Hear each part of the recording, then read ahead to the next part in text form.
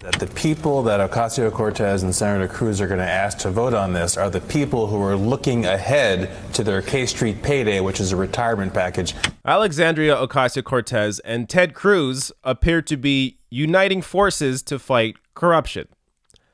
This is a headline I never thought I would see, but I'm going to read through the Twitter discussion here and exactly what went on. So it all started with this tweet from Public Citizen. Breaking. Nearly 60% of former members of the 115th Congress who have taken jobs outside of politics are now lobbying or have other jobs influencing federal policy. Now, this is an obvious issue that's been going on for a while now. It's just, this is direct corruption. How can you possibly trust these politicians to actually work for you if what's in the back of their mind is a job lobbying once they get out of Congress? So AOC, correctly recognizing this problem, tweeted out, "If you're a member of Congress and leave, you shouldn't be allowed to turn right around and leverage your service for a lobbyist check.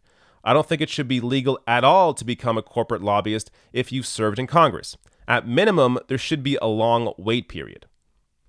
So I think she's completely right. Now, what was incredible is somebody on the other side, Ted Cruz, agreed with her. So he tweeted out in response saying, "Here's something I don't say often. On this point, I agree with AOC. Indeed, I have long called for a lifetime ban on former members of Congress becoming lobbyists. The swamp would hate it, but perhaps a chance for some bipartisan cooperation." And then AOC comes back saying, "Ted Cruz, if you're serious about a clean bill, then I'm down. Let's make a deal. If we can agree on a bill with no partisan snuck-in clauses, no poison pills, etc., just a straight, clean ban on members of Congress becoming paid lobbyists, then I'll co-lead the bill with you." Cruz replied, "You're on." And eventually, after Democratic Senator Brian Schatz and Republican Congressman Chip Roy jump in, AOC tweets out, "Okay, with Brian Schatz and Ted Cruz, we've got at least one Democrat-Republican team in the Senate to ban members becoming lobbyists. And myself with Chip Roy makes at least one Democrat-Republican team in the House. And that's just in a few hours. There will surely be more from both parties to sign on." Nice. Now, this is great, I guess. I just have a hard time believing Ted Cruz, knowing that Ted Cruz is just does not have a good record. So one thing that I noticed immediately when I was researching this story is if you go to Ted Cruz's Twitter page, all he's been doing is retweeting stories talking about him and AOC working together. I'm not even joking. There's like 15 retweets about this. So here's just a few examples. He tweeted out a bunch of stories, one from CBS, one from Fortune, one from somewhere else. You go to his Twitter page after this video. It's endless, the amount of stories he's retweeting about him working with AOC. For Ted Cruz, I think a lot of this is for PR, and it's to help make himself appear more palatable as somebody who is he's so serious about fighting corruption that he's even working with Alexandria Ocasio-Cortez. I think that's sort of the approach he's taking here, because it's important to remember that Ted Cruz has taken countless amounts of cash from special interests, or at least from billionaires. So this headline from CBS News in 2016, "Billionaire donors aided Ted Cruz's rise in 2016 race.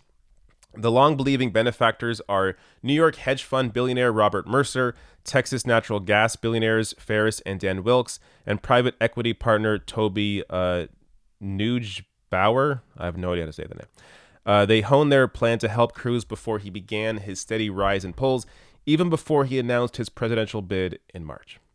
So Ted Cruz takes a ton of money from billionaires. That said, I guess it's not necessarily lobbying firms, and I'm sure Ted Cruz has no interest in becoming a lobbyist after he's out of Congress.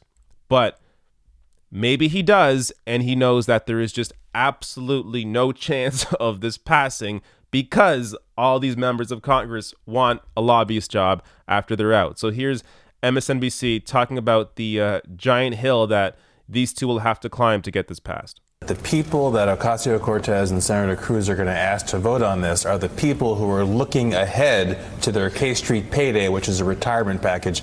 It's hard to imagine now, but there was a time 30 or 40 years ago where it was almost unheard of for a member of Congress to go be a lobbyist, and certainly not a senator.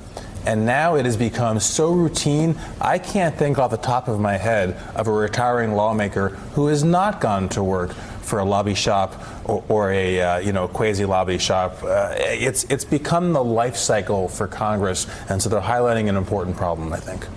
So I think this is an incredibly important point to bring up, because if Ted Cruz knows there's no chance of this passing, then this is really, for him, just good PR and nothing more. So AOC is actually serious about this because she has a record. I mean, she beat Joe Crowley in the Democratic primary for that seat.